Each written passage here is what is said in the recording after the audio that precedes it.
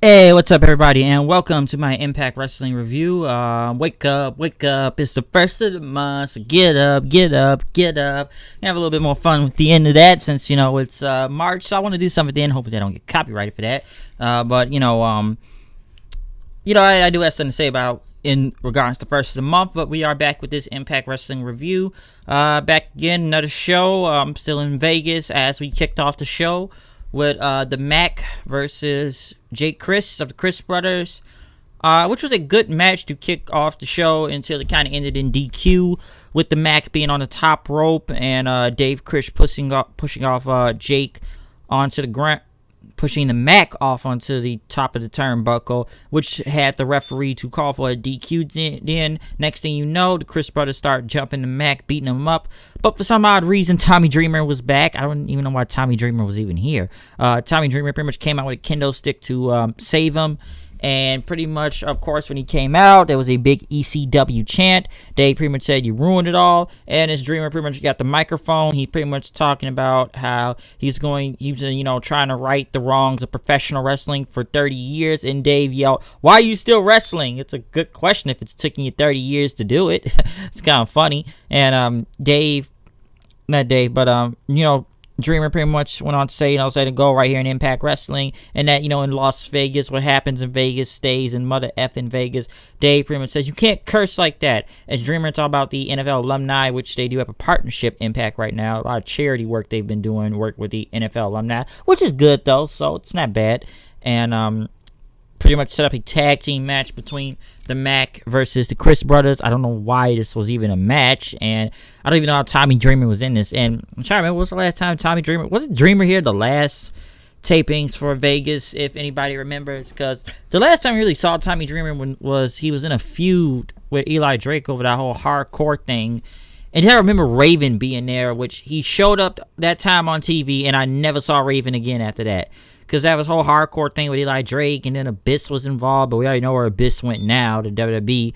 But I just remember Raven showing up one time, and that was it, because they were in some promo feud with Drake and, Dreamer, and Raven just kind of stood tall, and there was an ECW chant there. So I don't know how he got involved in this. As for this tag team match, it wasn't really bad or anything. Of course, Dreamer won, and the Mac won with a Spicoli driver and a frog splash for the win. It was good, but it was just kind of random. At least the Mac got a win. I feel like the Chris Brothers never really win anything around here. They're in tag matches all the time, but they continue to lose and lose and lose more and more when you look at it. Okay, so they really need to get some wins. They then went to investigative reporter Rolando Melendez as he was talking to Johnny Impact about this whole title shots, and that he's doing people favors and everything, and if he could ask for title shots. And he started asking him questions about what was going on, random questions. But Johnny said people can say whatever they want, but people's attitudes change. He says that he's the most fighting champion in Impact Wrestling history, and he gets to decide who deserves a shot, okay? And that the locker room needs to bring an A game if they want to be on such a standard. But he never screwed Brian Cage over, as he said. That's all Killer Kross and Moose's fault, and that they're going to stop them permanently tonight. So, good promo from Impact. Next, the return of Reno Scum. They have hyped them for weeks to go against KM and Follow Bob, but this was the strange part of it about this match, because I remember when Reno Scum came around about a couple of years ago, but that was when, Jeff Jarrett and his, GFW bullshit were here in this company at the time. And they were gone because one got hurt, and then they just kind of left the company after that. And what surprised me about this match was that KM and Follow By actually won, because they won with a Samoan drop off the top rope on Adam Thornstone. And pretty much Reno Scum did jump them from behind, so I guess they're heel. But the thing that kind of got, because they did a curb stomp on KM before, walking out there. What's strange to me about this is that you've hyped Reno Scum up for the past couple weeks. They haven't been in this company in a few years now, but now you bring them back to lose, which I guess this sets up a feud with KM and Follow By, because we'll get to that promo later on from KM and Bob. But it's kind of strange to me that why would you hype these guys up to have them lose as soon as they come back? But if you're going to make them heel and it's going to be some type of program out of this, then okay. But I just felt that was really strange to me. Disco Inferno, who was still walking out around backstage since he was locked out of the building last week, talked to All Ego Ethan Page, and pretty much he wanted directions to management's office. Page says, I have no idea where you are, but Disco said, I'm the new ass to kiss around here. Page pretty much pointed at the door, which have creative office on it. Before he could go in there, D'Lo Brown came out, which I didn't even know if D'Lo still worked here. Now, the last time I really saw D'Lo Brown was when he was part of Aces and Eights. I remember him being kicked out of it because he lost to Kurt Angle, but that was like in 2013. I think it was in Chicago, if I remember. But D'Lo pretty much said that he's the new producer. So I guess he was fired from this company, but he came back now. And Disco says he's the new ass to kiss, but D'Lo Brown pretty much told him to go in there and just get yourself over, kid. All right.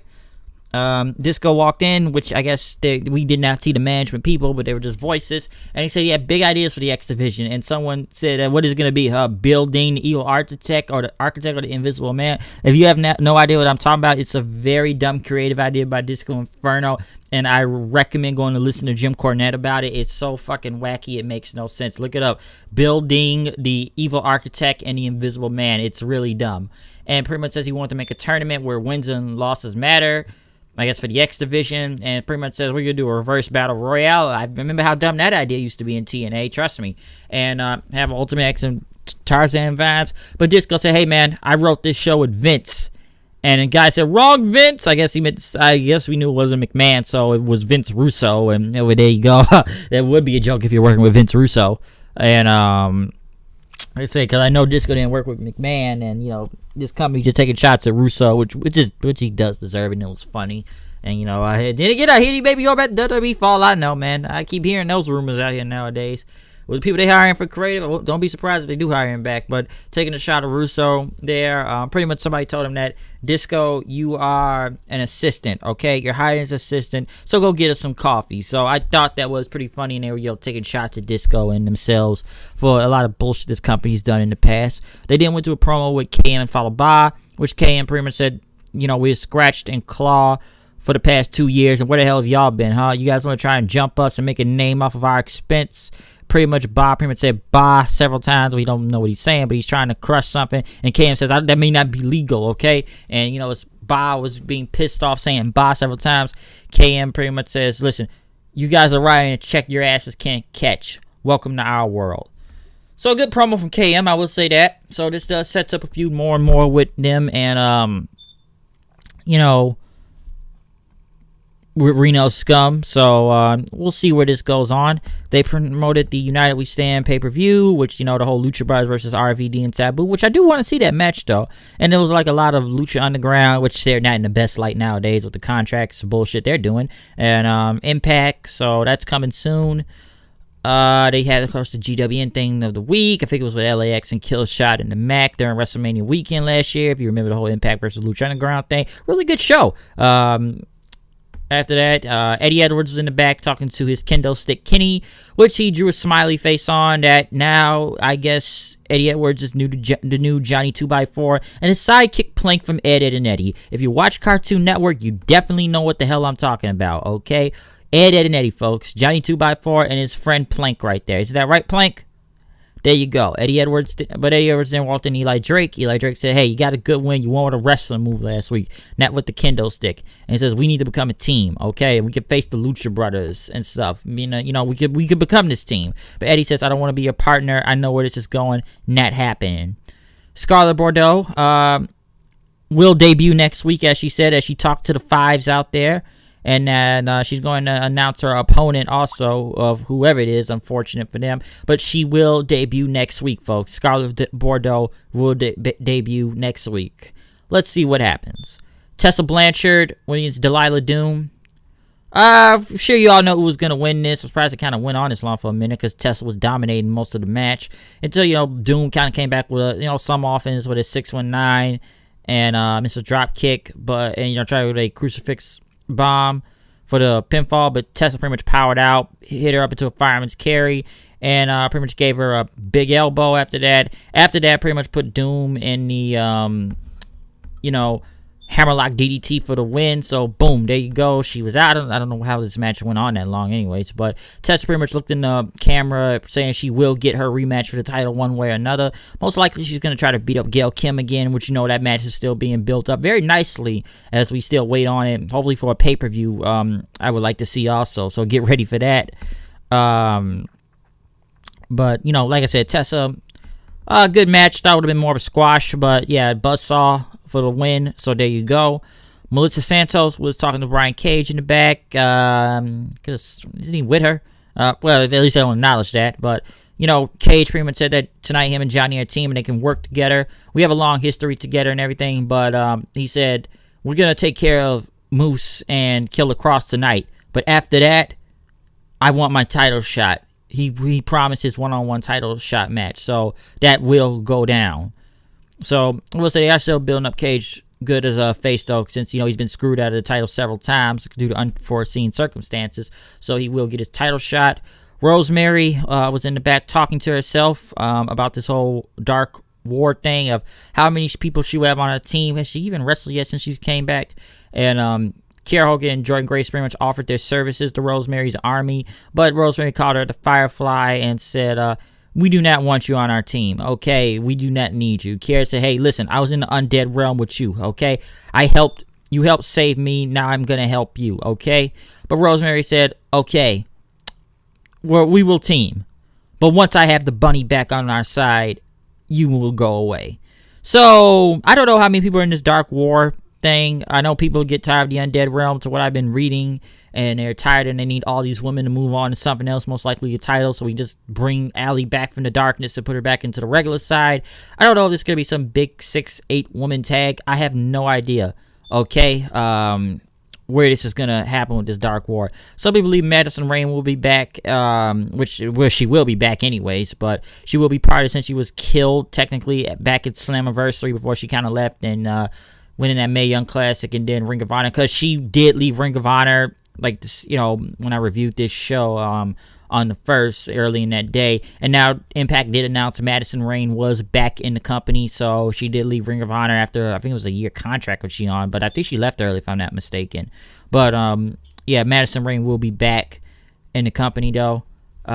Zachary Wentz went against I mess up his name all the time. All Ego Ethan Page. Pretty good match, I will say that, until, Page started messing with Marlon Greenwood of the whole NFL alumni thing. He pushed him, and Marlon pushed him back, which Zachary Wentz pretty much got a crossbody and a very good-looking springboard cutter for the pinfall, so I did like that. Which I say that they are building up the Rascals very nicely here and there as they mix up the tag matches every other week. Sometimes one will tag with the other, or one will be a single. So it's not like it's it's just a tag and one guy's being the singles. They mix it up several times. So I do like where they're going with them. Ethan Page, I don't know what the fuck ever happened. Matt Sydal, is he still with this company? Please, somebody tell me if he is, because he just kind of disappeared after, Page beat him in that match to be in the Ultimate X match back at Homecoming in January. Disco Inferno was talking to Tommy Dreamer in the back. Dreamer, I guess he's producing and wrestling and Impact these days, as we saw him at the beginning of this show. As Disco said, I'm the new ass to kiss and everything. But Dreamer says, listen, I'm currently working with talent relations, and we got a real difficult talent through this door right here. Go deal with it. Which he put Disco in the room and almost locked him in there, which I guess it was his hawk sound in. And Disco said, well, that's an owl in there, okay? That's an actual owl. And Dreamer said, listen, that's the Anthem owl, okay? Listen, he makes $3,000 an appearance. He's the top owl in the business right now, people. The top owl in the business right here. Listen, he's difficult to work with. He's been a pain because the owl is in heat, okay?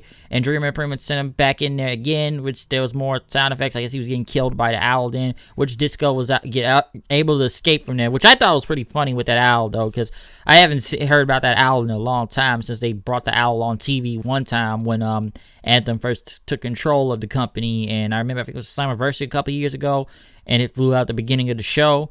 So it was pretty funny. I'm sure a fuck that owl joke can go in there because of, Rebby and everything. If you remember that whole little, which that was a horrible time, feud with the Broken Gimmick and Impact themselves. And I'm sure we remember that whole fuck that owl chant and stuff.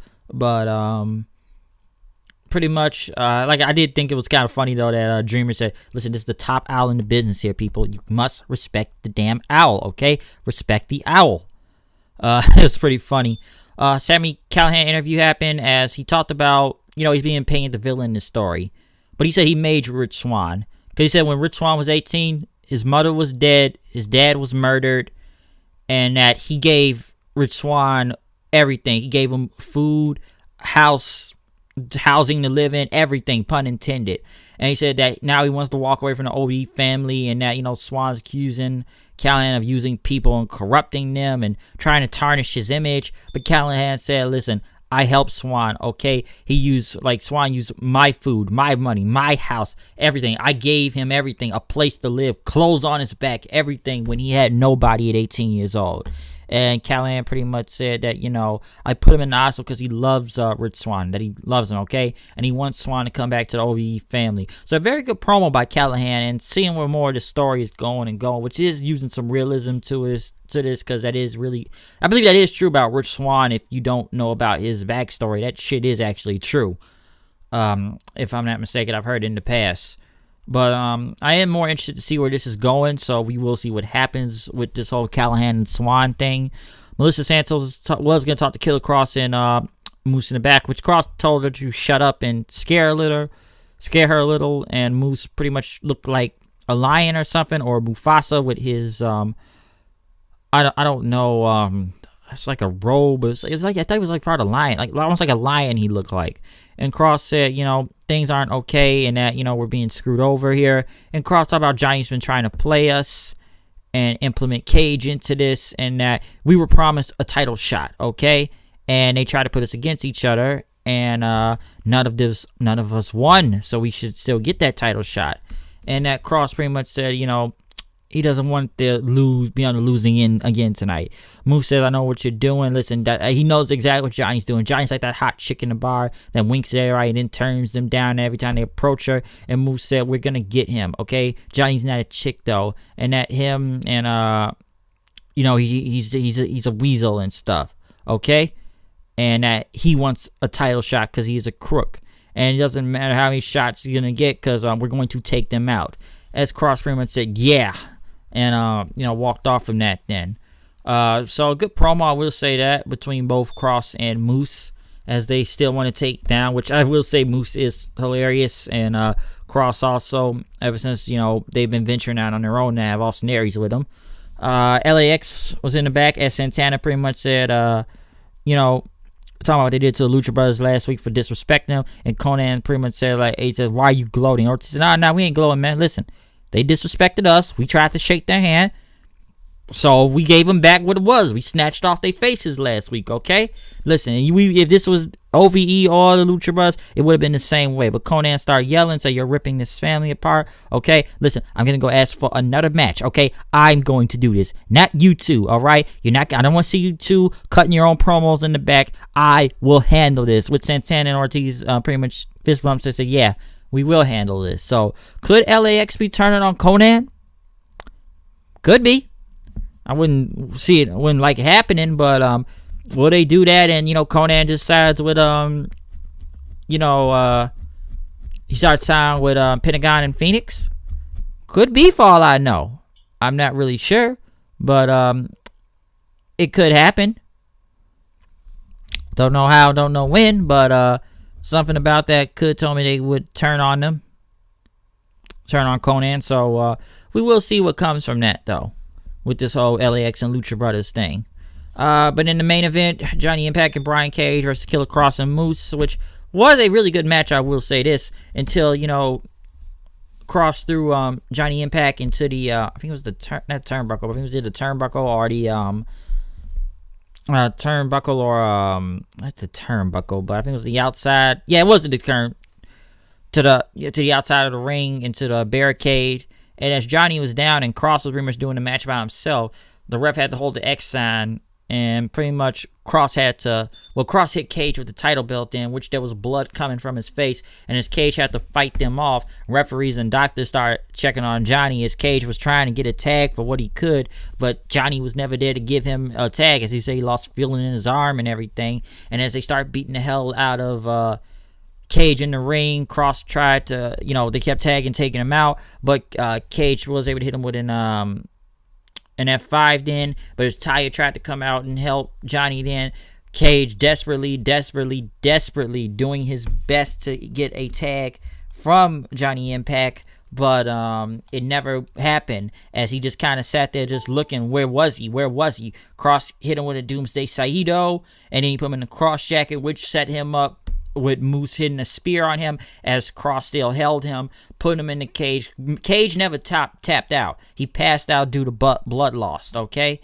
And since he just passed out and everything, Moose and Kross picked up the win right here, which they feel like they needed to win.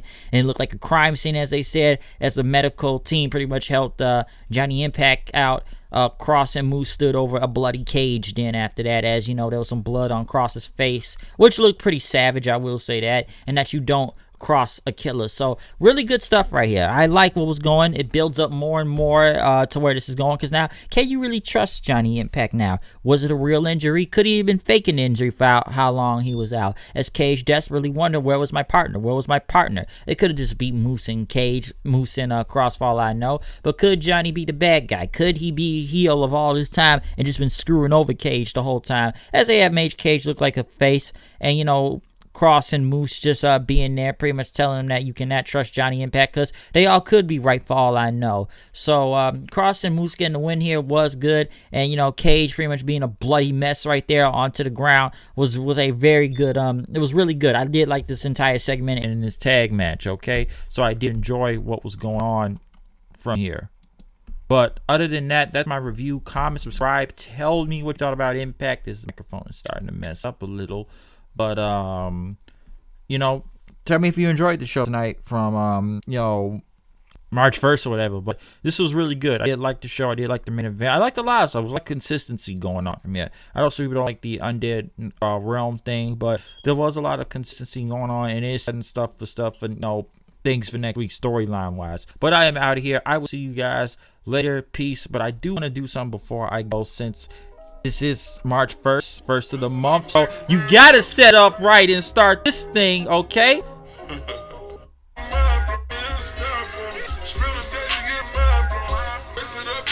It's March Madness, everybody, so it's March 1st!